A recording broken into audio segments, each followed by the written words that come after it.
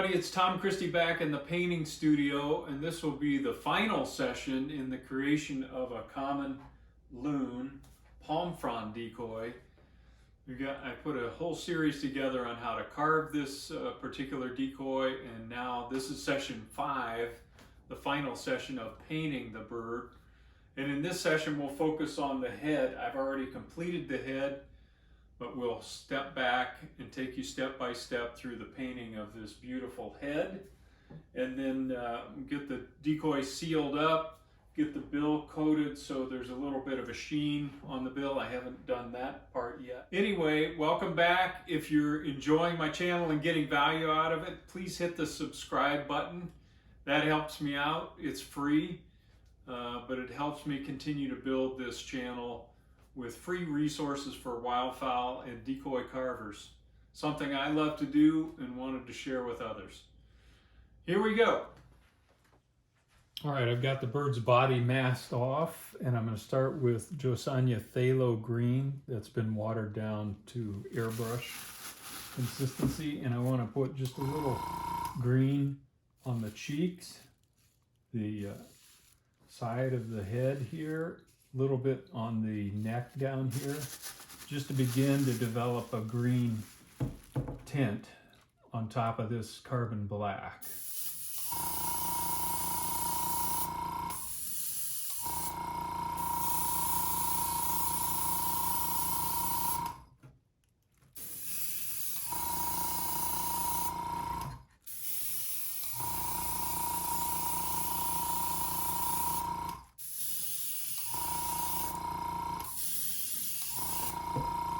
I'm going to spray right into the bill. I can always come back and redo that.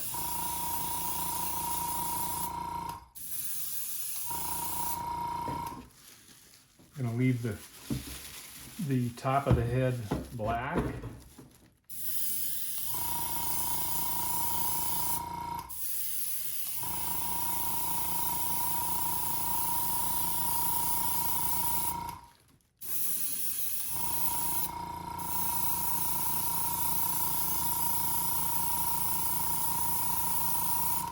Now I'm going to dry that and do another application. All right, I've got 2 coats. The phthalo green, you can see it doesn't change the carbon black much, but it's very subtle, begins to tone it to the green side and lighten that carbon black a bit. And now I'm going to get some green iridescence, and we're going to be use it sparingly, but put some iridescent green here, the side of the cheek here, and the side of the crown. Now I've added just a drop or 2 of chroma interference green. This is no longer available. I just happen to have a few bottles still available, so I'm going to use it. But I've also used Createx green iridescence, and it's a little lighter than the chroma, so you have to darken it a bit with more phthalo green, but I'm going to use this very sparingly.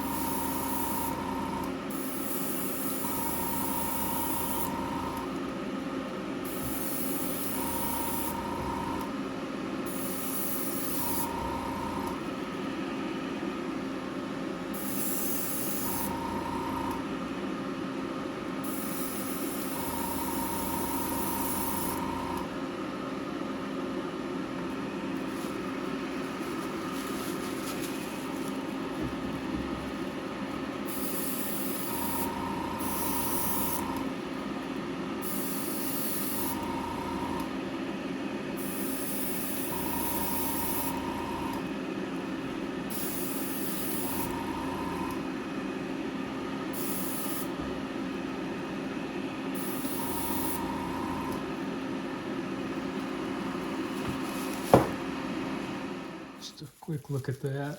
You can see by just using a few drops of the iridescent paint in combination with the phthalo green, it keeps the iridescence from being too bright. Still, you can see it, but it's more subtle, and that's what I'm going for.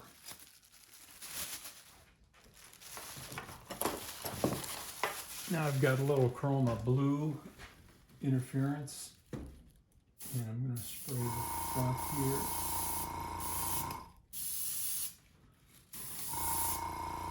And a little bit of the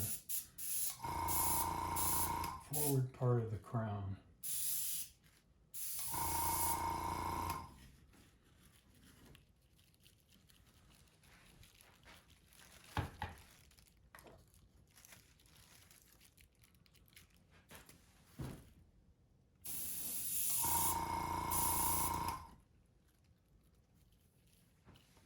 Okay, that looks pretty good. Now I added just a little bit of chroma violet to that blue. And I'm just going to put a subtle purple highlight around the eye. And hit that crown and the neck in front.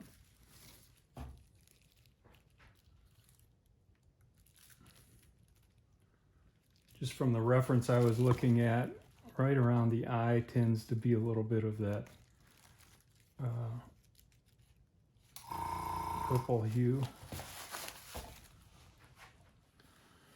The purple I felt like got a little too bright, so I just went back in with some water, clear water, and just did a little bit of a soft blend to knock that down a bit.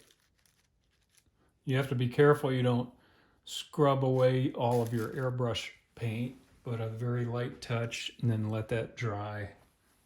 I'm gonna like that better. Here's the head with the masking removed, and now we'll do a little more detailing on the iridescent portions of the head before we move to the white stripes in the bill. Now I've got carbon black and phthalo green mixed together, and I'm going to start pulling in some texture lines.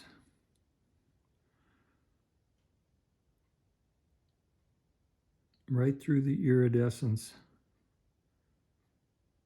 and these are kind of interlocking, overlapping lines, and we want this to be subtle. I don't want it to start to dominate the look of the head, but I want to convey that there are layered feathers here.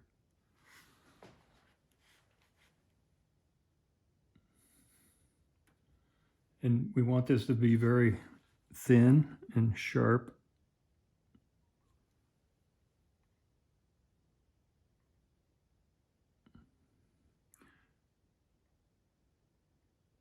And kind of follow the natural flow of the feathers on the head. So these start to bend down towards the eye and go up and over the crown.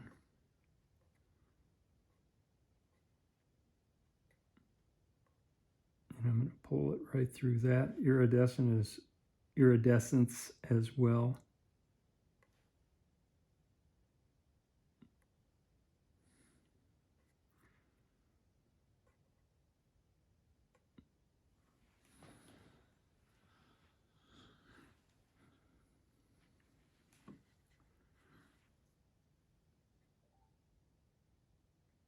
The key is to keep these sharp and thin and following the flow of the feathers like we talked about.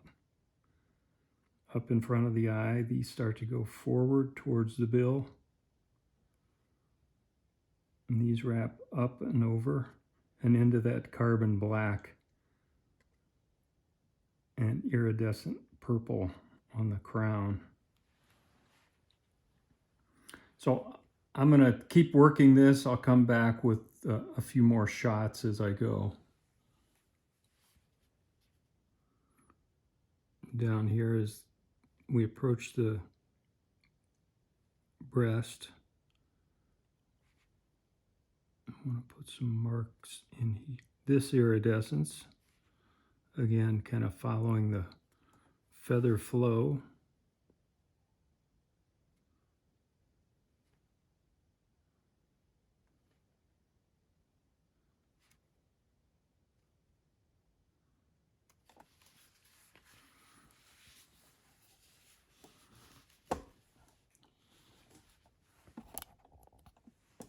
And then the same thing up here through this bluish purple.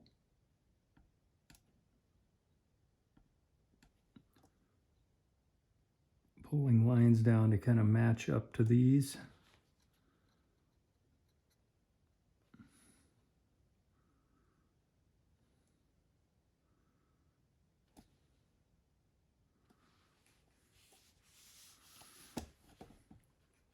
And then I'll spend some time down here where the dark feathers meet the light and make sure those are tied in and there's no visible line from the masking that we use to protect the body while we sprayed the head. I don't want that iridescence to just stop abruptly like right here. So we need to fade that in with some feather barbs.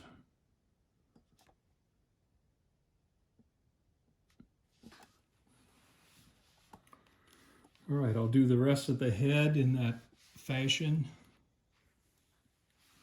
Coming from the center of the head and neck here, I'm using straight carbon black for these flow lines. These are going to meet in the middle with the ones coming from the opposite side. But the little darker value with straight carbon black, these will show up because there's a very subtle bit of iridescence that got sprayed onto the crown here. And so these carbon black marks show up just a little bit.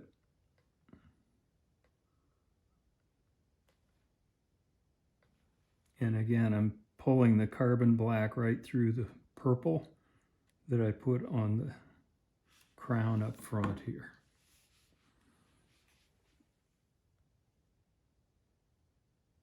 Now I'm using the off-white and a detail brush and just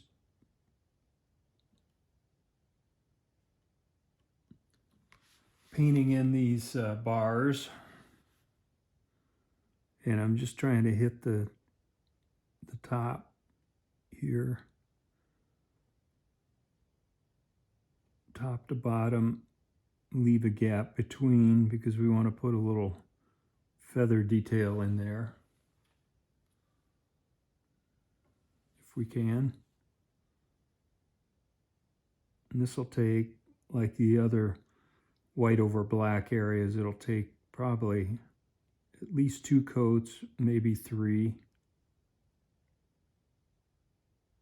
to get the intensity build up on the off-white color.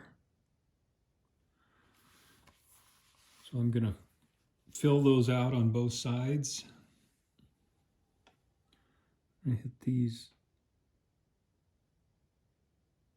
marks under the chin.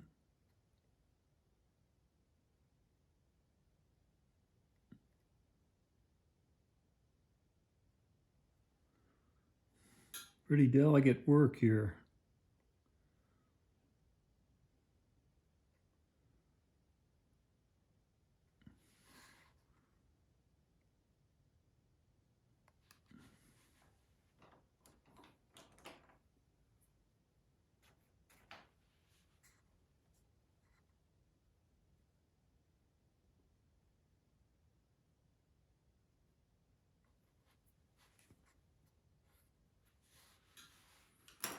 So I'll go over those until we have good solid color. But it's really starting to look like a loon. I put 2 coats on the neck bars, and I really like the way they look. They're nice and clean and simple, and I don't think I'm going to spend a lot of time trying to add additional details to that area. I think it looks really nice and clean, and I don't think it's going to add much trying to put little feather barbs here and there. Might just make it look messy. So I'm going to move on to the bill. I'm going to recoat everything in carbon black to begin with and get rid of some of the overspray. I'm looking at the reference on the Loon bill color. I see some jet black, a lot of them that way. I see a lot of them, see if you can see this picture, with the tip slightly lighter gray. And I think that's what I'm gonna do with this bird. I like the dark version of the bill. You know, I've seen them light, slate gray, black. I'm gonna go with black with just a slightly lighter tip, and I'll use the airbrush to do that. I mixed up some Nimbus gray with a touch of carbon black, and we'll use that and see what it looks like.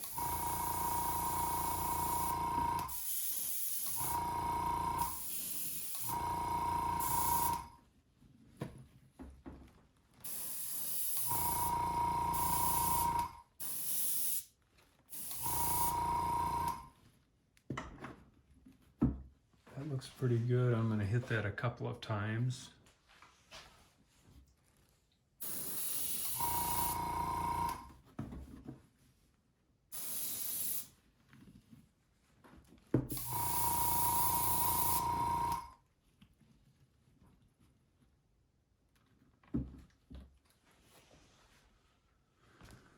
I'm going to let that dry and see if it needs another coat.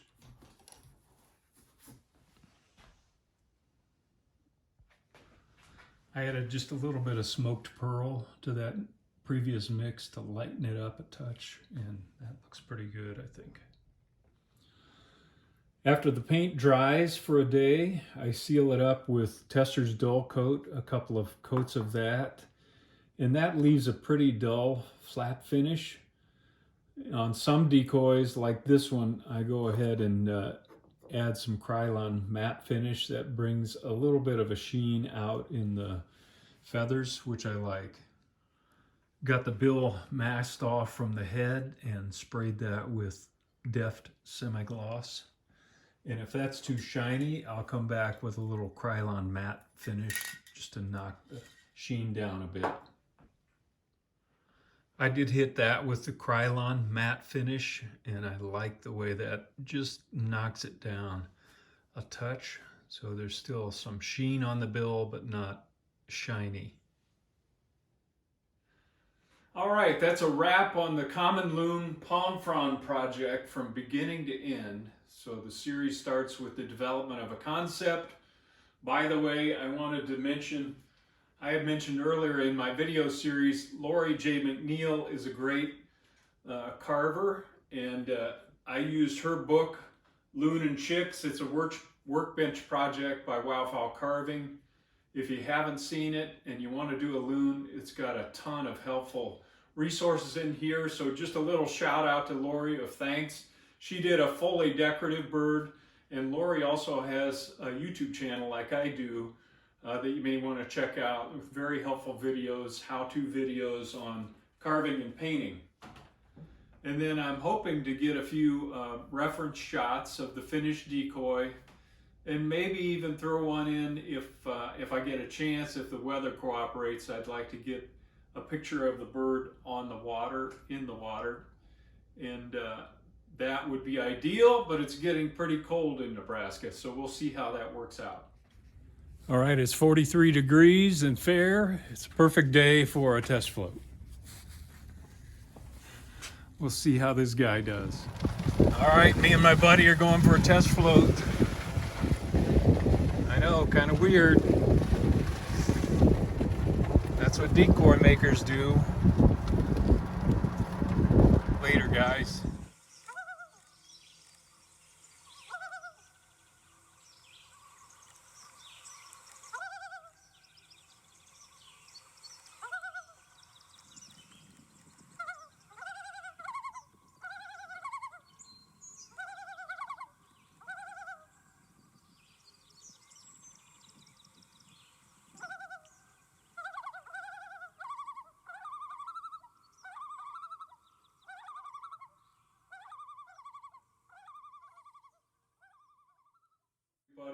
But I enjoy using that shape and using my imagination and coming up with a combination that works, and I'm very happy with the way it turned out.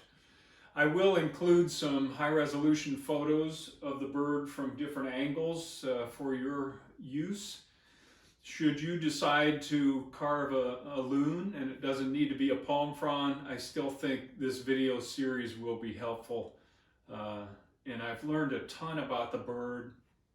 That is one thing I love about wildfowl carving. It's all about the birds for me, and learning about a new bird that I haven't done before and really having to study it and find out some of the uniqueness of the common loon has been a joy for me. So I enjoyed sharing it with you. Hope it's helpful.